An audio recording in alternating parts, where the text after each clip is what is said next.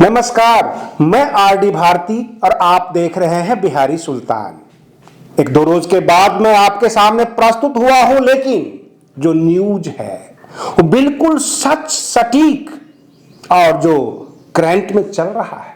2000 के नोट बंद हो रहे हैं, लेकिन ये आधा सच है। कहने का तात्पर्य यह डीमोनेटाइजेशन नहीं है, ये नोटबंदी नहीं है। 30 सितंबर तक यह नोट चलन में रहेंगे। आरबीआई धीरे धीरे वापस ले रही है। 2000 के नोट छपने बंद हो गए। जब विपक्ष ने सवाल जवाब किया, आरोप लगाया सरकार के ऊपर, तो सरकार और गोदी मीडिया पूर्व वित्त सचिव नृपेंद्र मिश्रा जी को सामने कर दिया और वो ये कहने लग गए कि हमारे देश के प्रधानमंत्री जी कभी इस पक्ष में थे ही नहीं कि 2000 के नोट छपे। और रही बात ये 2000 के नोट से जो विपक्ष का आरोप है कि भ्रष्टाचार बढ़ा, घूसखोरी बढ़ी, कालाबाजारी बढ़ी और जो ब्लैक मनी है इसका स्टॉक बढ़ा, लोगों ने स्टॉक किया, किस तरह का तो विपक्ष का आरोप है। लेकिन कुछ एक्सपर्ट ये बताते हैं कि 2024 का लोकसभा चुनाव होना है और विपक्ष के जितने भी राजनीतिक दल हैं उनको चुनावी चंदे आते हैं। वो अगर 2-2 हजार रुपये के नोट का स्टॉक किए होंगे, चाहे उसमें कांग्रेस पार्टी हो, बाकी अन्य विपक्षी दल हो, तो उनको समस्याएं आएगी। सरकार ने यह भी कह दिया कि अभी से आप नोट बदलना शुरू कर दीजिए, बैंक में जाइए और 10 नोट यानी 2-2 हजार के अगर आप देंगे तो वो बदल देंगे आपको, आप जमा भी कर सकते हैं। सरकार का पक्ष ये है कि इससे नोट वापस आएगी बैंक में, हमें पता लग जाएगा कि कहां कहां से आ रहा है, कहां कहां स्टॉक है इसका। ये तो हुई सरकार और विपक्ष की बातें। गोदी मीडिया ने अपने आप को यह साबित किया, आम जनता को दिखाया, राजनीतिक दलों को बताया गुलामी कैसे की जाती है, हम कैसे गुलाम हो सकते हैं।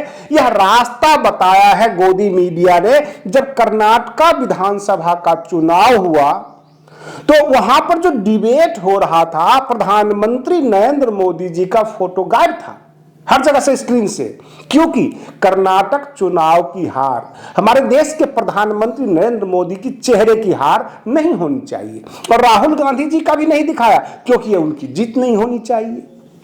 अब एक सवाल उभर कर सामने आ गया, क्या कर्नाटक विधानसभा चुनाव पूर्ण बहुमत से कांग्रेस ने जीती तो वे लोग कहां हैं जो कहते हैं ईवीएम हैक होता है?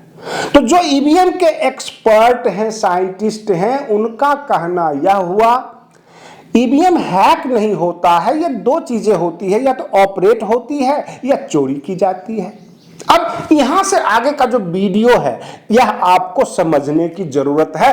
अगर आप बहुजन समाज पार्टी से हैं, बहुजन आंदोलन से हैं, अगर आप यह चाहते हैं इस देश में बहुजन सत्ता कायम हो, SC, ST, OBC माइनॉरिटीज की सरकार हो, निर्धन और गरीब लोग, दलित, वंचित, शोषित यह सत्ता में आए और इस देश को ऑपरेट करें, तो आपको समझने की ज्यादा जरूरत है। कोई भी चोर, कोई भी सातिर बड़ी बारीकी से काम करता है। जहां पे मान लेते हैं आप 31%, 32% अथवा 35% वोट पाकर सत्ता में आ जाते हैं और आपके पास असली वोट जो है मात्र 30% है, तो आप 5-6% का फेरी कर सकते हैं ताकि हम चुनाव जीत भी जाए, हम चोरी भी करें और लोगों को पता भी नहीं चलनी चाहिए, कोई उंगलियां भी नहीं उठाए क्योंकि 1% वोट से जीते हैं ये लोग कहे, तो जाहिर सी बात है इनकी लहर है, इनका प्रचार था और इन्होंने चुनाव जीत लिया। लेकिन अब हमने कहा बहुजन आंदोलन, बहुजन समाज पार्टी, बहन मायावती जी ने दलित और मुस्लिम समीकरण बनाया, लेकिन दलित और मुस्लिम समीकरण हो अथवा SC, ST, OBC माइनॉरिटी सब एक जगह आ जाए तो उससे आपका मत प्रतिशत कितना बढ़ा, प्रश्न है। अगर आपका मत प्रतिशत मात्र 35% पे अटक जाता है, 34% पे अटक जाता है, तो आप फिर भी चुनाव नहीं जीत सकते क्योंकि यहां पर 5% का इजाफा पहले ही ईवीएम में कर दिया गया। अगर आप बहुजन आंदोलन चलाते हैं, आप SC ST OBC माइनॉरिटीज को एक जगह लाना चाहते हैं तो आपका मत प्रतिशत कम से कम 50% होनी चाहिए, 60% होनी चाहिए। आप पूरे समाज को एकजुट करें, उन्हें कन्विंस करें और सबको एक मत पर, एक मंच पर लाने की कोशिश करें, अन्यथा आपके वोट बढ़ेंगे और जो चोर होगा 2%, 4%, 5% की चोरी करता जाएगा और हमेशा सत्ता में बना रहेगा। अब यहां पर एक और प्रश्न उभर कर आता है कि कर्नाटक विधानसभा में ऐसा क्या हुआ? कर्नाटक विधानसभा चुनाव में जो कर्नाटक की जनता है, नफरतों की राजनीति से, ध्रुवीकरण की राजनीति से, हिंदू मुसलमान के डिबेट से और धर्मों के डिबेट से तंग आ चुकी थी, एक पक्षीय हो गई थी और उनका मत प्रतिशत इतना बढ़ गया कि अगर कोई चोर कहीं से 5%, 2%, 3% की चोरी भी कर ले, और यह जरूरी नहीं कि हर बूथ पे ही चोरी हो, क्योंकि कहीं कहीं तो बूथ इतना मजबूत है वहां चोरी करने की जरूरत नहीं है। जहां चोरी करने की जरूरत है वहां पर वो अपना परसेंटेज मिला लेते हैं कि कितना % चोरी किया जाए। तो आपका जो विपक्ष है, आपका जो बहुजन सत्ता लाने की जो कोशिश है, उसमें मत प्रतिशत का इजाफा काफी ज्यादा होनी चाहिए, ताकि अगर कोई चोर चोरी करने जाए तो उसका अंदाजा बेकार हो जाए। और यह सबसे बड़ा ट्रिक निकलकर सामने आया है। उत्तर प्रदेश का आप निकाय चुनाव ही देख लीजिए, वहां पे सपा के साथ आजाद समाज पार्टी के मुखिया चंद्रशेखर आजाद खड़े थे और RLD ने अपना कैंडिडेट अलग से दिया था।